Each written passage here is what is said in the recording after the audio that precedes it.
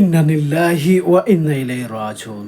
নবীগঞ্জ উপজেলার ৫ নং আউশকান্দি ইউনিয়নের ওমরপুর গ্রামের পর্তুগাল প্রবাসী সৈয়দ জুনাইদ আলী গতকাল পর্তুগাল সময় ৮টার দিকে ইন্তিকাল করেছেন। ইন্না লিল্লাহি ওয়া ইন্না ইলাইহি রাজিউন। এই মুহূর্তে সর্বশেষ পরিস্থিতি জানতে আমি কানাডা প্রবাসী সৈয়দ দীপলু সাথে যোগাযোগ করছি। হ্যালো, আসসালামু আলাইকুম দিবলু, আমাকে শুনতে পাচ্ছেন? যে আমরা চাচা এই মুহূর্তে যে আমরা এখন নবীগঞ্জে সুখের ছায়া চলে এসেছি। সবার সুখে সবার পরিচিত সৈয়দ জুনাইদ আলী, আমরা শুনতে পারলাম যে গতকাল তিনি ইন্তেকাল করেছেন।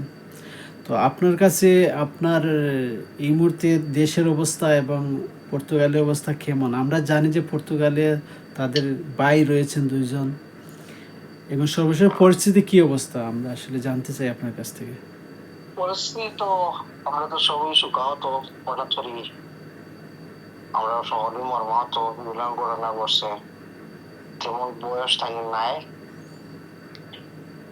বাড়ির টাইনের ছেলে মেয়েও সকলেই আমরা, বংশের সকলেই আমরা, আত্মীয় স্বজন সবই মর্মাহত করে না এই অবস্থা। তার মারা যাওয়ার খবর পাইয়া আমরা সবই মর্মাহত। জি, উনি কি কর্মস্থলে কি মারা গেছেন, না উনি হাসপাতালে, না উনি?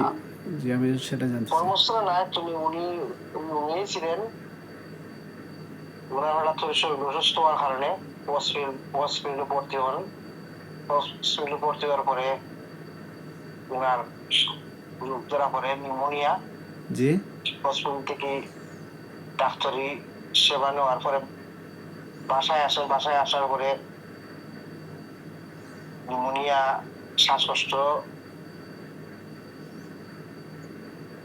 আবার বাড়ি যায়। বাড়ার পরে হঠাৎ তিনি কি রুমে মারা গেছেন, না হাসপাতাল নেওয়ার পর মারা গেছেন? রুমে মারা গেছেন। ওনার ভাইদের বাসায় মারা গেছেন, না? তারা 3 ভাই এখানেও। আচ্ছা, এখানে তখন মারা গেছেন। যে তখন তাৎক্ষণিক কি হসপিটাল থেকে কোনো লোক এসেছিল বা তাকে হসপিটালে নেওয়া হয়েছিল কি? মারা যাওয়ার পরে তারা জানার পরে তারা আইছে।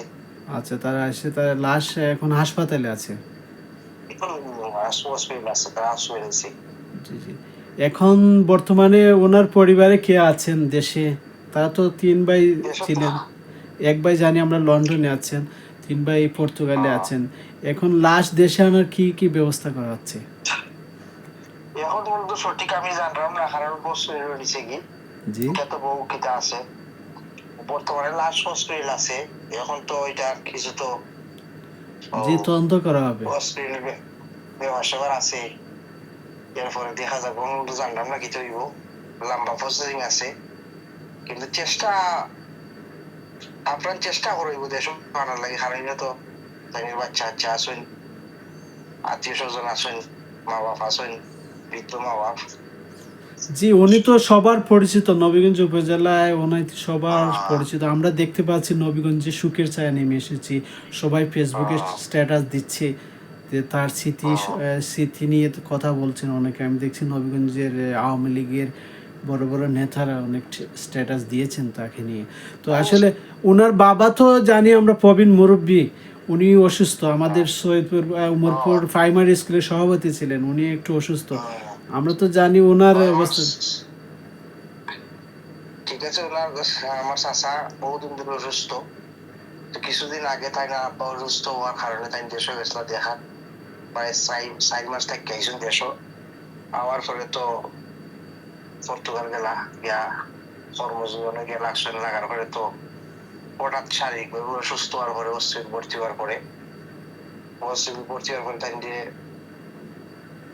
আইসেন বাসা দেওয়ার পরে হঠাৎ শ্বাস বাড়ি গেছে। যে শ্বাস প্রশ্বাস বাড়ার পরে আর কি তোমার সমস্যা। বিদেশে ডাক্তার তো খেতে দেয় না, বুঝতে দেয় না, ওষুধ দিয়ে দিচ্ছে, মেডিসিন দিয়ে দিচ্ছে।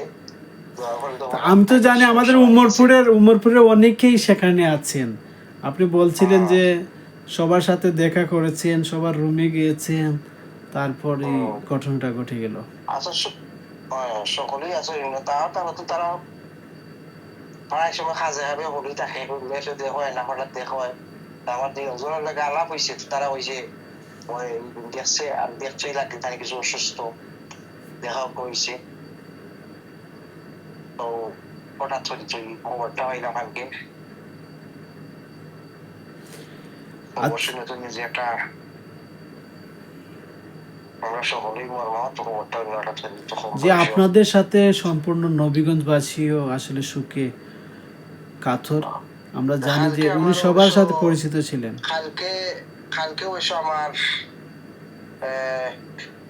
কানাডা টাইম করে 4টা-5টার দিকে হালাপ হয়েছিল দেখিয়া বাইলে একটা বড় ভাই লোকে। জি জি, অবশ্য আমি জিজ্ঞাসি যে আসলে বালা হয়েছে, বালা আসলে এরপরেই মনে হয় প্রায় পর্তুগাল টাইম 8টা মনে হয় মারা গেছে। আমিও তো আমার ভাই পর্তুগাল সদ্য গেছে, তারই জিজ্ঞাসি আমার যে আমার চাচারা কি করতেছেন, কারণ আমাদের সামনের বাড়ি তাদের। তো আমি জুবের চাচারে দেখছি দূর থেকে, কিন্তু কথা হয়নি। তো জুনায়েদ চাচারে আসলে আমরা একসাথে মিছিল মিটিং করছি দেশে অনেক সময়, আসলে সেই স্মৃতিগুলো আবারও মনে পড়ছে। উনি আওয়ামী লীগের সাথে যুবলীগ করতেন। আসলে ওনার স্মৃতি নিয়ে আমরা খুব মনটা আসলে দুর্বল হয়ে গেল সকালে খবর শুনে। তো আপনাকে অশেষ ধন্যবাদ, আপনি আমাদের সংযুক্ত হয়েছিলেন। আপনাকে অসংখ্য ধন্যবাদ, আর ভালো থাকবেন। আর উনি বিষয়টা জানবো আসলে কখন ওনাকে দেশে আনা হয়, নিশ্চয়ই দেশে আনা হবে আশা রাখি আমরা।